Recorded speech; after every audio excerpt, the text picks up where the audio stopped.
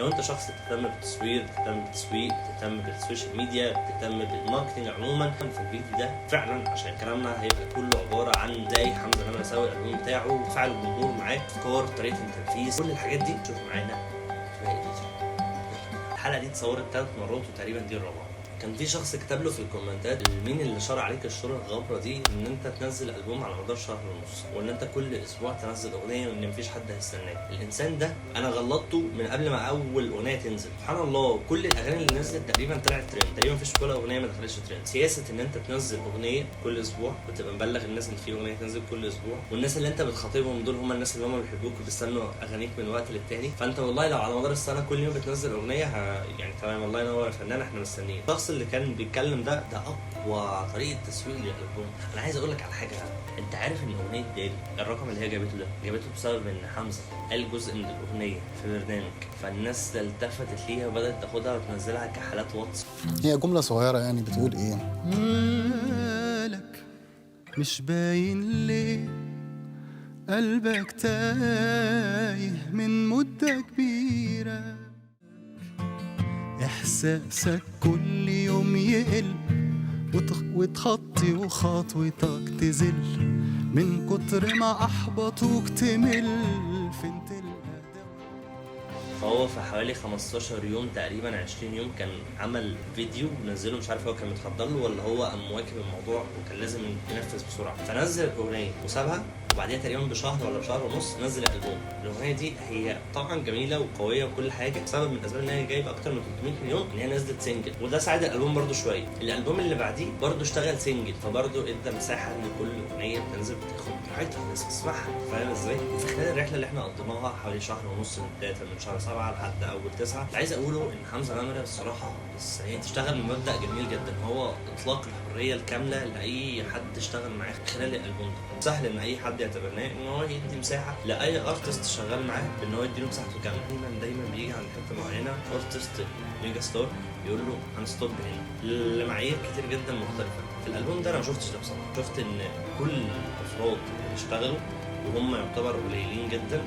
وده على عكس مبدا الحريه، ولكن كل شخص اشتغل في الالبوم ده من وجهه نظري ان في النهايه النتيجه اللي خرجت لينا من الالبوم تقول ان الالبوم كان مخلوم بمنتهى الحريه، وان ما كانش فيه معايير او ما كانش فيه ستوب لحاجه معينه. بدايه من الارتست اللي عامل صام نيلز بصراحه جباره جدا، للفونت العربي الجميل اللي كان عامله احمد يوسف، وانا من هنا بديله ريسبكت والله ينور علامي الصراحه. والناس اللي عملت معاه مزيكا بصراحه بالاحترافيه الجامده جدا واللي ابهرتني على مدار الالبوم بتاعت اندريا مينا، الصراحه حريف حريف حريف.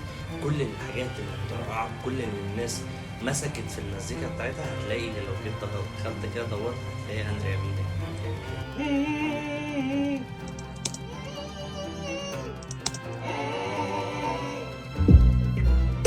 جزء كان تعبان وخاف، وجزء لسه للأسف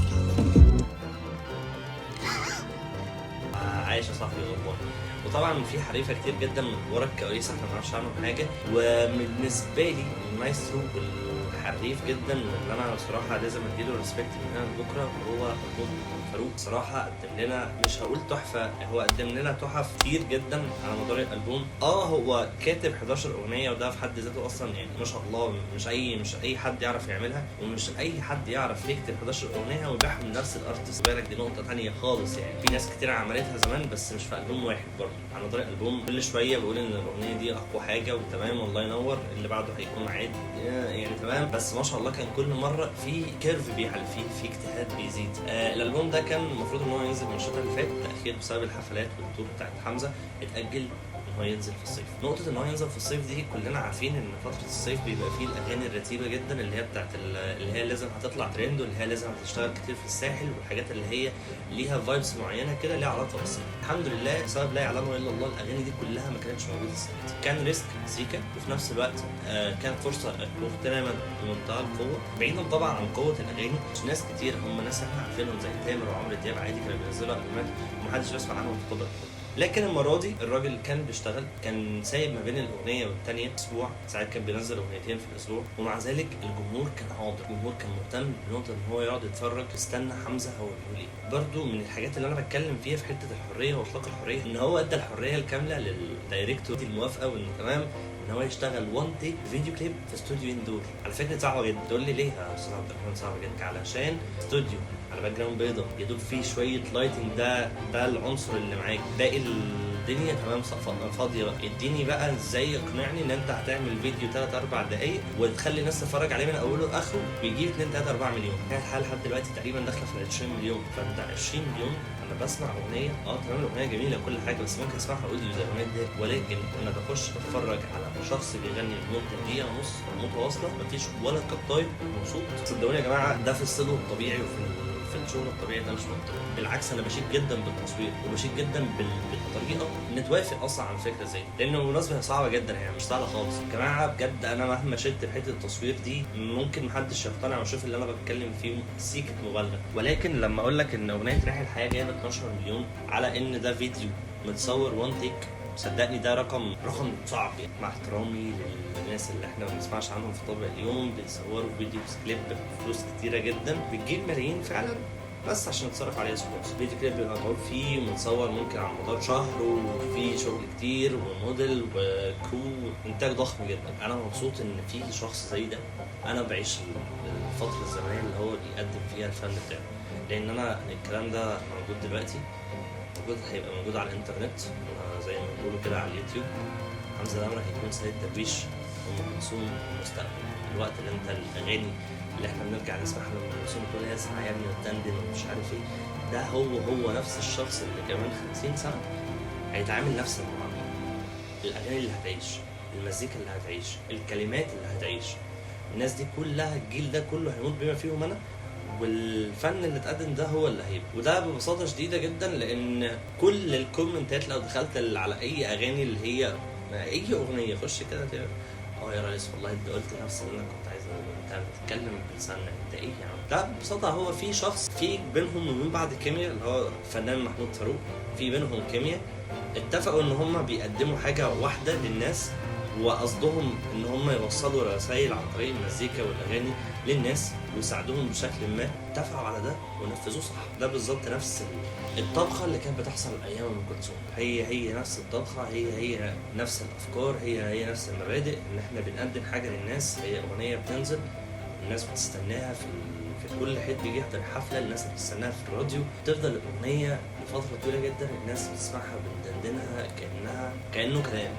كانه نقاش داير. فده بالظبط هو اللي حمزه بيقدمه هو وكل التيم اللي معاه.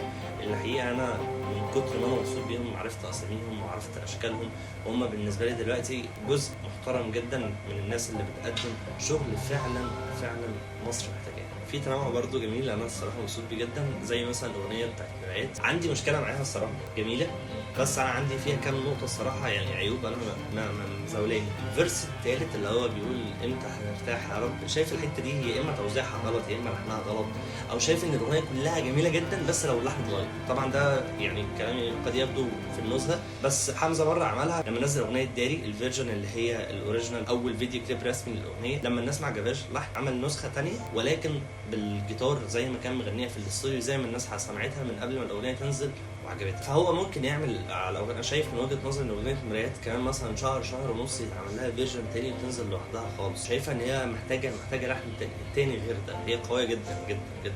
الجزء الثاني في التصوير، الفيديو كليب جميل ولكن عندي حته كده يعني مش قادر اتخطاها للاسف. يعني في حاجات كتير ممكن اعديها، مثلا في اغنيه لعل الخير الفيديو جميل بس ما كانش عاجبني السبوت اللي كان نازل ورا عامل شبه ديكور الافراح ده. اما بقى في اغنيه مرايات الجزء اللي هو بيطلع بيغني فيه مش مخدوم، الحته دي مضايقاني لان في باور كتير جدا وفي نيرف كتير جدا بيطلع منه. والجزء بتاع مرايات الحته هي فيها انا اخراجيا كنت شايف ان هي محتاجه تتصور لاندسكيب اكتر من كده، يعني كنت محتاج ان هي تكون وايد اكتر من كده، كلها ميديم ويعني ميديم وشويه. ما كانش عاجبني الصراحه الحته دي خالص. كنت شايف ان هي كان محتاجه تخدم اكتر من كده. الالبوم صراحه جميل تحفه فنيه. يعني سمعت كل الالبوم بتاع حمزه طبعا من اولها لاخرها وانا بحبها كلها، ولكن ده بصراحه انا مبسوط بيه جدا. في نهايه الفيديو نشكر كل شخص شارك في الالبوم الجميل ده، كل شخص تعب في الالبوم ده، كل شخص قدم حتى لو فكره صغيره. بجد يا جماعه تسلم ايديك، والله ينور، انتوا خدمتوا المجتمع المصري بالالبوم الجميل ده.